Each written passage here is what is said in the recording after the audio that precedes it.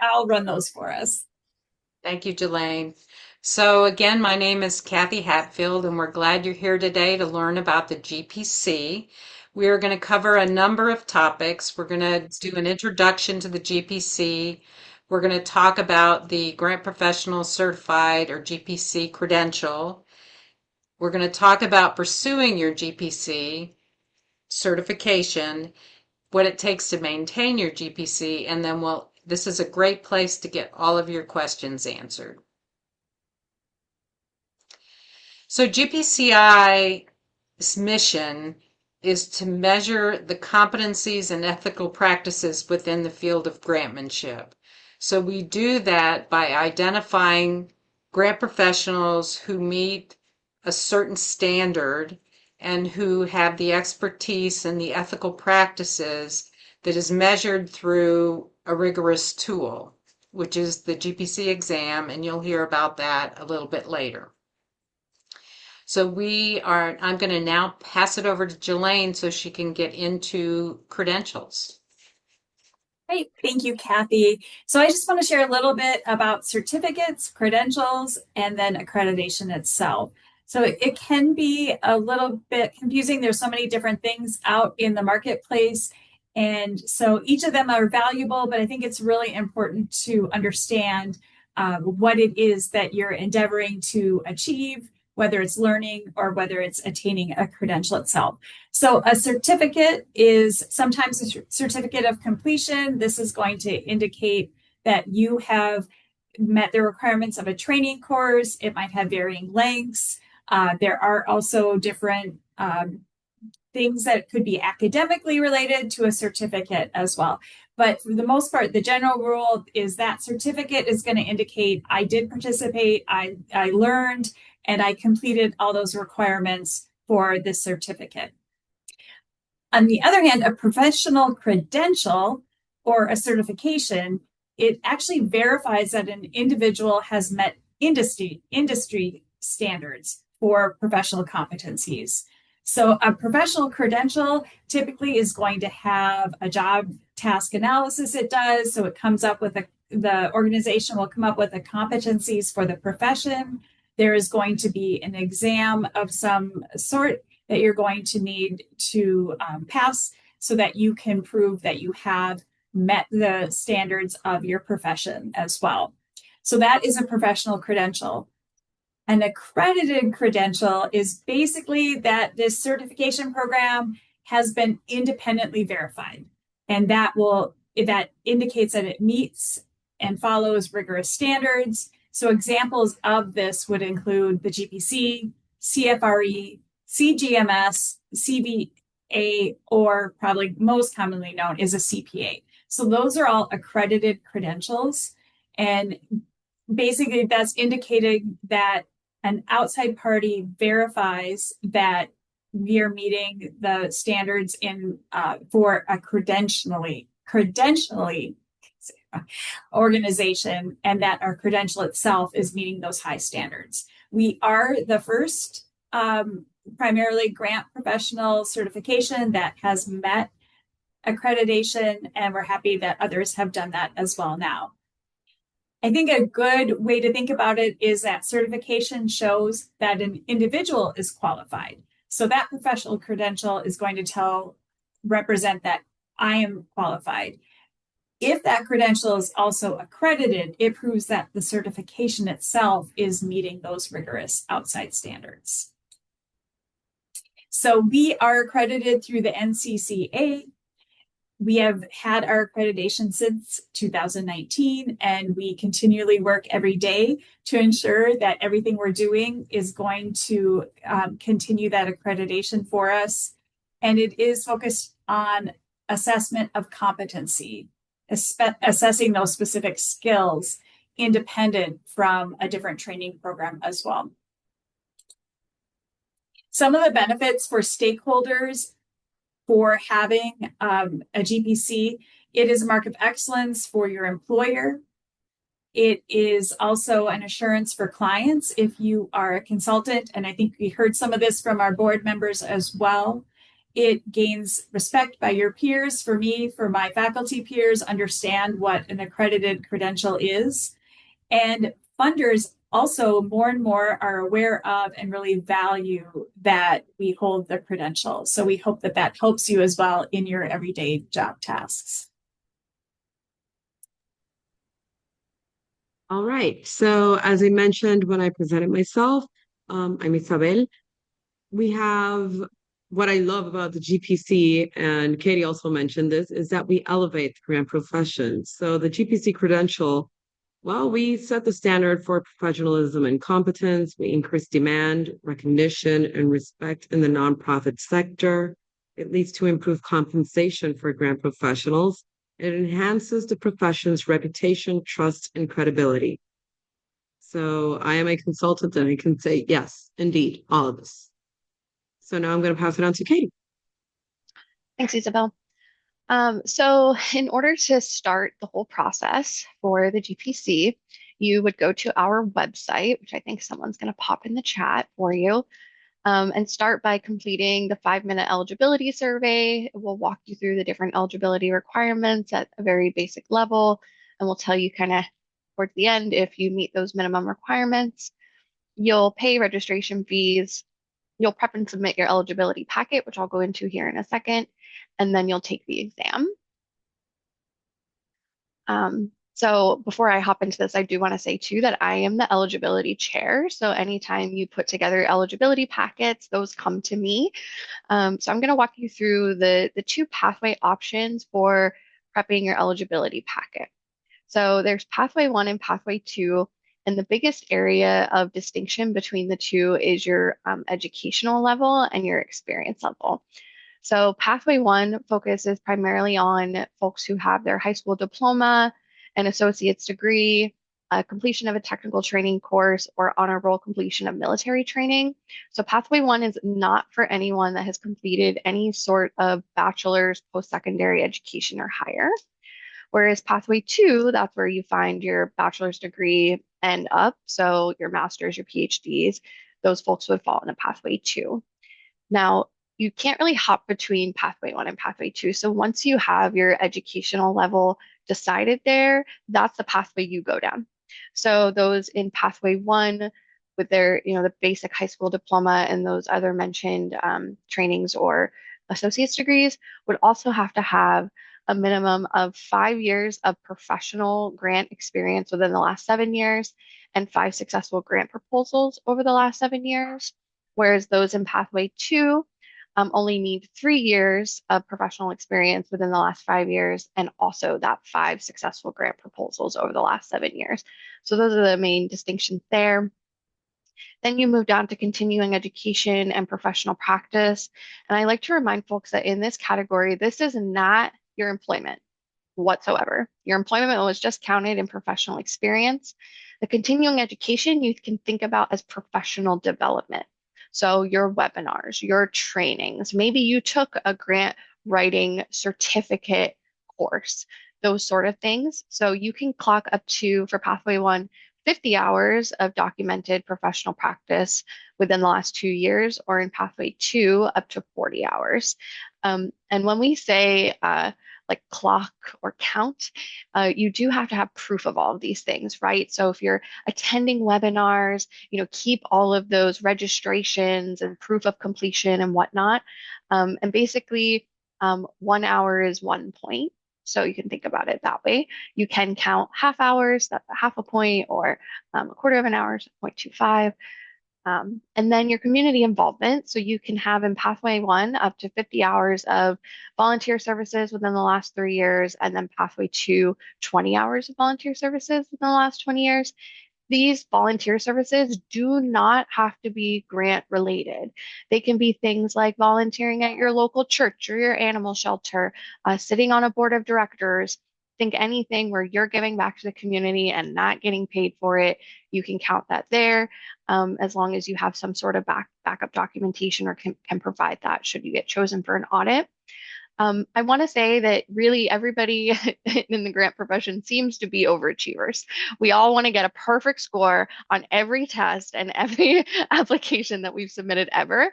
But for this, you only need 120 points out of 170 total possible points to pass your eligibility through your packet. You don't get anything special if you have anything over 120. I don't even cheer you on anymore in the background. I'm just looking for you to get 120 points so that you can pass eligibility to sit for that exam. And I think we all take it really seriously when we're putting together our packet, as we should. But, looking at the fact that, you have that continuing education and that community involvement, those two categories are the ones where you don't have to get all of the points, right? Like if you're in pathway 1, you can get up to 50, pathway 2 up to 40, but you can kind of mix and match in terms of maybe you only have 20 hours in continuing education and 5 hours in community involvement, or all or none. Those two last categories are your more what I would consider optional categories, whereas the education and professional experience are required and they are all or nothing. So if you don't hit the points in those categories, you will not pass eligibility. So just keep that in mind when you're going through and putting together your packet. Next slide. So all of the information you need to both put together your packet and, answer a lot of questions, but we're also happy to do so on this call, can be found in our candidate guide. We do have an eligibility packet template on our website. That is the required packet template that you must use to compile your packet for your eligibility. I will not accept anything else. You can, manipulate the form as you need to. It is an Adobe PDF. So for example, if you have, all 50 hours of continuing education and you run out of lines in the form in the Adobe PDF, you can recreate that table in Word and just insert that into your packet in the correct order. So make sure you're kind of looking through that. The guide also has sample multiple choice questions, writing prompts with responses for the exam. And I will say too, this whole process can seem a little overwhelming. So do what grant pros do best and do your research. Hop into that candidate guide, read it, understand it, digest it, hop into that template, read it, understand it, digest it, make your list of questions, send them to us. I will personally respond to them for you. And the other thing I like to kind of, caution applicants around or candidates around is, yes, you do have to pay the registration fee before submitting your packet. However, please note that once you pay that registration fee, you have 90 calendar days to submit your eligibility packet. If your packet is submitted on day 91, you will have to pay basically administration fee because it's late, and it will be an additional $150. We don't, there's not many things that allow us because of accreditation to waive that fee. So my advice to applicants is to take the time, prepare your packet, and then pay the fee when you're ready, and then insert that receipt in your packet, and then submit that packet to us. That just makes sure that you're not doing things at the 11th hour. It makes sure that you're not running into things like having to pay that fee, especially if your employer sponsors this for you and pays the registration fee for you. I'm sure that they wouldn't love having to pay an additional fee because you don't submit the packet on time. I also want to note that we are all volunteers on the GPCI board. We're all volunteer chairs of these committees, and we try to get back to your questions as quick as possible. We try to screen your eligibility packets for making sure that all of your stuff is in there and in the correct order as fast as possible. But if you submit an eligibility packet on the 90th day and it's incorrect, and I have to send it back to you for revision, it will be late.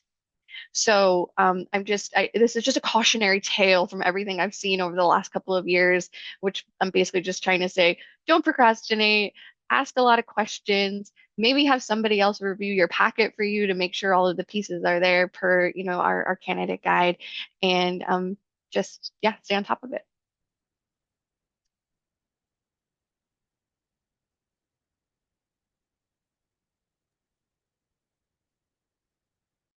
Hi, I'm Valerie, and I'll just be going over the exam, what you can expect. So there's two parts to the exam. The first one is multiple choice. And the GPCI has 9 main competencies, and we'll talk about those in just a minute. And then there's some subcategories of those as well. The competencies are also available on the website, and it is a good frame of reference for any grant professional to just ensure, hey, am I strong in these areas? This is what the profession expects. So back to the exam, multiple choice, and then an essay section. And you can take the exam in person or online. Multiple choice, there are 175 questions, and you have a 4-hour time limit to do that. And the essay section, you will be provided a prompt, a grant-related prompt, and they'll give you some data, and then you write whatever that prompt instructs you to. You have a 90-minute time limit and no breaks either. And then the exam results in the retake policy. If you are not satisfied or if you did not pass, you can potentially retake the exam. The results are provided about 60 to 90 days after both of the exam sections are completed. You can take them on separate days or in the same day. It depends on what your tolerance level for stress is. And personally, I chose to get it done in one day and did both sections, and that worked out really well for me. Can we go to the next slide, please? Yes, before we move to the next slide, I just want to mention that we have this lovely graphic that shows the way I used to take exams back in the day. This is not the way the exams are all taken on computer, just to clarify. Good point. No more Scantron, right, Jolene? Yes. Okay, and so the first 8 competencies, remember I said we have 9 core competencies, are tested in the multiple choice section. And you can see next to each section or next to each heading here, there's a percentage of the score or percentage of the test or questions that you'll be tested on. Starting at the top, you want to be able to research, identify, and match funding resources to meet specific needs, organizational development as it pertains to grant funding. You want to be strong in strategies for program or project design, crafting and constructing and submitting an effective grant application. But there's more than just the grant writing portion. The post-award grant management practices, you want to make sure that they are sufficient to inform effective grant design and development. Methods that cultivate and maintain relationships between fund-seeking organizations and funders, and then nationally recognized standards of ethical practice by grant professionals, super important, and then practices and services that raise the level of professionalism of grant professionals. And then the final competency, the 9th competency, is what is really tested in the written section, the writing competencies. So next to it, you can see the percentage breakout. Can you make a persuasive argument? Can you organize ideas effectively? Can you convey those ideas clearly? Use conventions of standard written English, use the information provided, and then follow the formatting guidelines. If it says double space, then you double space. And so that's what the test will look like in a nutshell. And again, the competencies, and I know we're going to talk about study guides, but the competencies are just a great place to start. I use mine kind of as a checklist to make sure that I'm strong in the subcategories as well. And I think Isabel's going to talk about the resources. Hi. So the exam prep resources. So there is no specific study guide by GPCI, but we do have some resources available on the GPCI website, which include the study guides, active study groups throughout the different regions or states, or online too, I believe. And you also have the GPCI literature review and books, which will help you pretty much, well, be up to date for the exam, especially the multiple choice questions, and also developing strategies and the like for the written part. So you also have sample multiple choice questions, which we have on that site. and the GPCI accepted education program providers, which would be helpful for completing the part that has to do with your eligibility packet on well, the courses that you take or the continuing ed that you take related to grant writing. So the links to resources are here, and I believe handout links to resources. Okay, so we have the competencies. That's also on the site. And you also have the study guide and preparation resources with the respective links there as well. So those are on the website, which I think was pasted before. This includes multiple choice questions from previous exams. You also have the study groups, the ambassadors, which we have one here today, study group, and well, the accepted education program training providers. So yeah. And we will send these out to you after the webinar is complete. And just to note that those sample multiple choice questions that is new that we have that offered. These are questions in addition to what you will find. They're not questions you will actually find on an exam, but they are to help you prepare. Yeah. So you have an expectation of what is coming over. So I go on with CMP. All right. So after you take the exam, you have the certification maintenance program. So what does this mean? That you are up to date with your GPC once you have it. So it ensures continuing competence of the GPCs. It promotes adherence to professional standards and code of ethics. And there is a renewal required every 3 years for your GPC. So on our website, you will see what the requirements are and how you can meet them to continue with your credential. All right. So what's next? So we suggest that you take the GPC eligibility quiz. There you will know what you're missing to apply and submit your eligibility packet, or what you need to further strengthen. And also there is a payment link to pay. We have a discount of you can save 50 by using that promo code that you have there. Also, after you pay, well, as Katie mentioned, you have 90 days to submit your eligibility packet. But if you're a grant writer, by now you know what it should look like with the requirements of attachments and the like. So it's pretty simple. So yeah, but it does have to be complete and meet all of the requirements. All right. So we want to thank all of our sponsors for sponsoring this. So we have them: Kim Joyce, and Consulting Services, Bell Tower, Gems, and 19 Consulting. Thank you. Okay, so if there are any questions, there's the email, the website, and you can sign up for the GPCI newsletter too.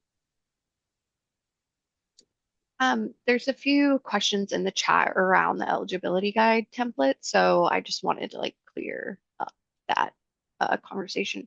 So you have to use our template found on our website. We added the links in the chat there. If you pull that up, you'll see that it walks you through section by section around all the information that's required. Like I mentioned earlier, if you need more space in a given table, you can replicate that table in Word and then insert it in the appropriate order in the packet when you compile. It's not an option. You must use our template and our structure. This is to remain within our requirements for our accreditation, remain consistency, and remain with our review being ethical and fair. We are all volunteers. I'll reiterate that again, including those who review your packet. So I have review teams that review all of the packets every single month based on a rubric that it mirrors everything that you see according to the point scoring in our candidate guide and on our website. It's not as quick as people would think because we are all volunteers. It takes a little bit of time. Depending on when you submit your packet, I have packets that go to my review teams every week, but it's, your packet could take between 2 and 4 weeks to get the result of whether it's eligible or not. I do pre-screen all of the packets to make sure that you meet the basic criteria. So likely, unless, you you hear back from me saying you're missing X, Y, and Z in your packet does go to reviewers, and I do tell you that when you submit it. From there, if your packet is eligible, we let our exam chair know, and then the exam chair distributes vouchers for you to schedule your exam. I believe from the point that you get your voucher, you have, and I'm looking to Jelaine for confirmation on this, you have 90 days again to schedule and sit for the exam. Is that correct, Jelaine? Yeah. Yes, that's correct. So depending, it's really, it's it seems long, but it's just because there's different steps in the process. But from the time you get the voucher, then it's up to you to schedule, to sit for the exam, to take the exam, and to go through that process. So I hope that that's answered some of those other questions in the chat around how long can you expect the test and packet approval. There's some other questions. How about if I just read a couple of them out, as long as we have time? There's a couple of questions regarding the reference letters. Abby asked if her experiences with one employer, how can she provide three letters? Yeah, so letters from multiple sources. Yeah, so your letters, it is required to have 3 total letters, 2 of which must come from well, 2 can come from one source and 1 can come from another source. So I've seen packets that come through that have, a letter from maybe their boss at an employer and a colleague at that same employer. That would be fine. That can speak to your experience as a grant professional. I've seen letters come from folks who do volunteer work that could speak to their experience within there. If you go to our candidate guide and our eligibility packet template, there is a page that gives you details with like several bullets that say what the letters must include. My advice would be that for each of the prospective letter writers, you give them a template, but make sure your letters are not the same. All 3 letters have to be different. But when I submitted my packet, I got 2 letters from my employer and a colleague that I worked with there on grants. And then I got another letter from my GPA chapter where I did grant related, volunteer service. And for each of those letters, I gave them kind of a ghost written letter that basically gave the structure and said, insert here how great I am writing grants or whatever it is that you're looking for them to say. Because without doing that, I've found personally that it's really hard to ask for letters and people kind of get stumped on what to say or what you're looking for them to say. Another point around the letters is they must be included in your packet. If you email me letters directly or your references email me letters directly, I'm going to email them right back. So make sure they're included in your packet. Does that answer that question, Valerie? It sounds like it. Thank you, Katie. And then a comment from one of our audience members, Lisa, took the exam in November and she passed. Way to go. And she said that the practice multiple choice questions really helped her mentally prepare for the exam. So there's somebody who recently took that and hopefully take her advice. And then another question is, how has the GPC helped you professionally, if at all? Does anyone want to take that? So for me, it was actually a part of my professional development plan that I'm in higher education, that my supervisor wanted me to pursue a national accreditation. And so it has helped me tremendously with that professional or my own evaluations as I'm working through those with my supervisor. Many others will receive actual different bonuses or a boost in pay based on that. We do have a growing number of employers that are looking for those that hold the GPC exam as well. So that is one way that it has helped me, and I'll let others share that as well. I am sharing though, and I'm going to apologize, user error. There are 2 things that I missed that I want to come back to as well. How much does the exam actually cost? And so I do have the fees up here right now. It is $639 for the exam fee. And then if you retake either the full exam or different portions of it, there are fees related to that as well. And so while I have that up, I also will take this moment to share that we have scholarships. And so we do have annual scholarships. It is a one-time every year that we offer these. We will open those applications April 1st, and the application would be due by the 30th. You'll be notified in June if you receive a scholarship, a full or partial scholarship. And then one thing to make sure you are aware of is that the timing is important, because you should apply for a scholarship when you are actually eligible for the to sit for the exam that year. So this year or that. When it's open, we'll have an online application, and we will have a scholarship information session as well for you on March 25th. So thank you for letting me enter that back in, and then I'll turn it back over to my colleagues if they want to share again the advantages they have found having their GPC.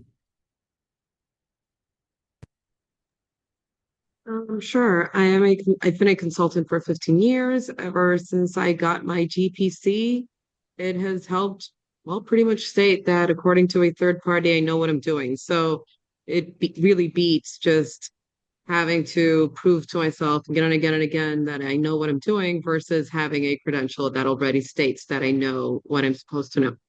So that has been my perspective. And if we go to facts, well, yes, there was an income increase after my GPC.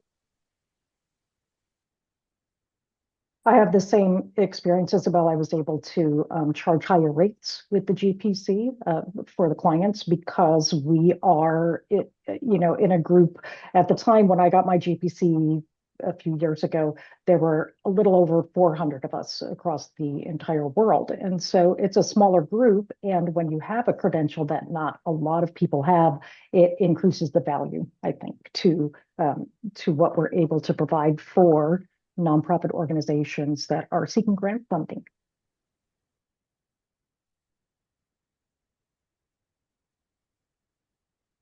Are there other questions either in the chat, or if you want to unmute yourself and you want to just ask, we have time for that as well. We're here for you. This is your time.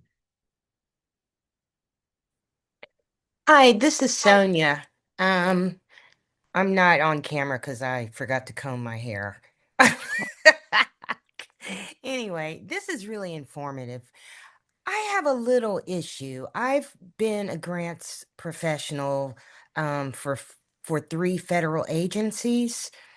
And unfortunately, as you all may know, they have eliminated so many federal employees. I've tried contacting some of my former supervisors, like at FEMA and HUD and the Forest Service, and they're nowhere to be found. And I'm not sure, how to document, my experience without their contacts or being able to get their letters. Is that something that can be resolved, or should I look for alternative resources? I would say you should probably look for alternative resources. I mean, Jillian, I'm thinking about accreditation and our rules. I know it's a tough situation, right? Yeah, I agree. I think we really do have to have some type of documentation. So I think that just trying to be persistent. I don't know if it's a way to reach out to people through different avenues of LinkedIn or different areas. We do understand it is an unprecedented that the changes we've had in our profession. So we try to work with you as much as we can, but we do have to always ensure that we're following those accreditation principles and guidances as well. Okay, understood. Thank you. Other questions that we'll have, or if Steve or anyone else wants to comment on, one of the things I will say is each of us on the board represents different areas in the grants profession, which I think is really to our advantage. So Valerie and Isabel are both in consulting. I work for higher education, and Steve actually works for government at a certain level. So I don't, Steve, if you want to share how the GPC has benefited you in your career, I think that could be really helpful as well. Yeah, I actually got mine when I worked for a county government. I actually work for state government now, but I've used it both there and in the private sector because I ran a consulting firm for a number of years as well. And I've had clients come to me because of the GPC, because I had the GPC. I received a raise when I got my GPC. I got $1,000 raise a year from the county that I was working for because of it. So, I mean, it was very helpful to me. It has helped me in my career. I've used it every time I've applied for a new job, and every time the people that I've interviewed with are interested. And so I think it's been very helpful to me in the 20 years that I've had it. Thank you so much, Steve. And I think a lot of the questions as well have been answered in the chat. We will be sending out the recording of our time together today, along with the slides, along with some different, not cheat sheets, but guides and links to all the different areas. No cheat sheets in for the GPC. We really do thank you for spending the time with us to learn more about this. I do want to reiterate that April 1st is going to be when our scholarship will open up. And so please plan on that. Even though we are all deadline driven, please don't wait until the end of the month to submit that as well if you are eligible. Fahim has a question if you would want to unmute. Hi. And I'm sorry, did I say that correctly? Yes, you were correct. Yes. Thank you. So my question is after we register for the exam, how many days or months do we have the preparation time, or the registration is valid for certain time? Yes, after you pass through the eligibility, you do have 90 days to sit for the exam. And so I think Katie had mentioned in the same way that you are, before you pay your fee, if you have your packet ready, I think it can be really good to map out what your timeline is going to be. So you have that amount of time, but you can actually schedule to sit for the exam as soon as you pass through eligibility. So you don't have to wait the 3 months to do that, but we do give you that time period in order to do it.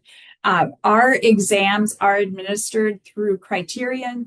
And if you go to our website, it'll link to theirs that will show you the in place if you want to go to an in-house exam, which is what I did. I went to a testing center. And for me, I'm in a rural adjacent community. So I actually had to travel a little bit to get to a testing center. And so that again took some planning ahead to do that.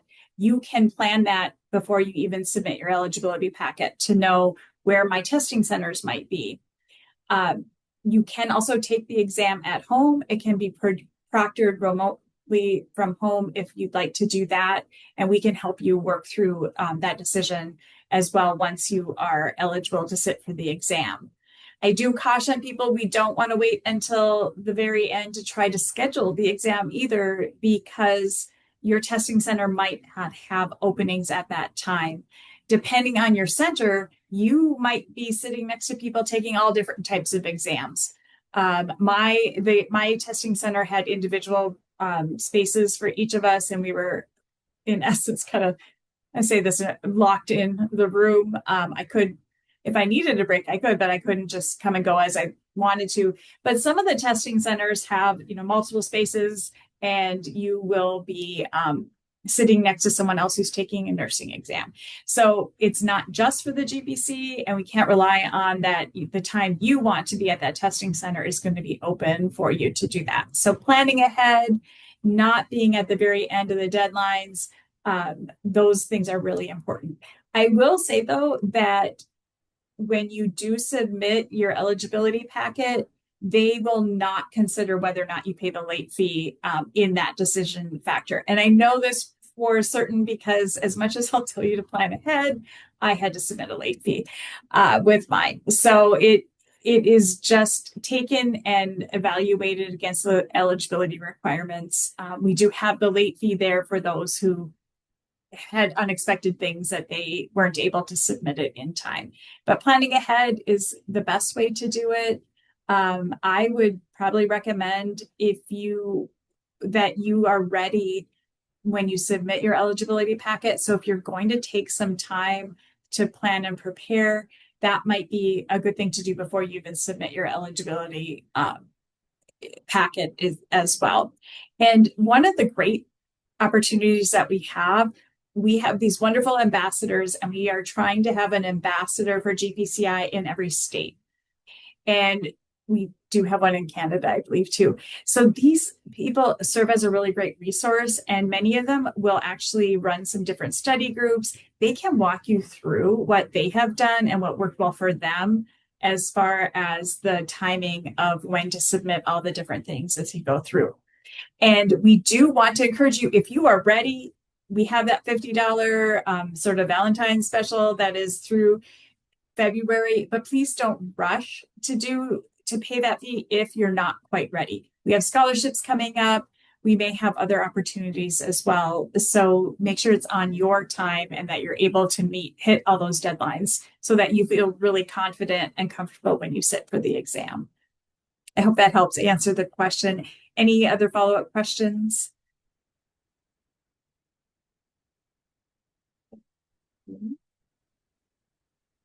So we are available. We are all volunteers, but we also care deeply for the profession. And so please do email us. We will get back to you hopefully within 3 business days with answers. If we need to set up times to visit with you, we can certainly do that as well to try to help you walk through this process. We want you to succeed in your profession. We want you to sit for the exam if that is what fits in your professional development plan. And we'd love to have you in the club, so to speak, as a GPC as well. So thank you so much for your time and attention today. You will all be signed up for our different newsletters, but if you want to sign up in a different email address, anything like that, go ahead and do that. Reach out to us, go to our website, and we'll also be sending you some follow-up as well. So thank you so much for your time today.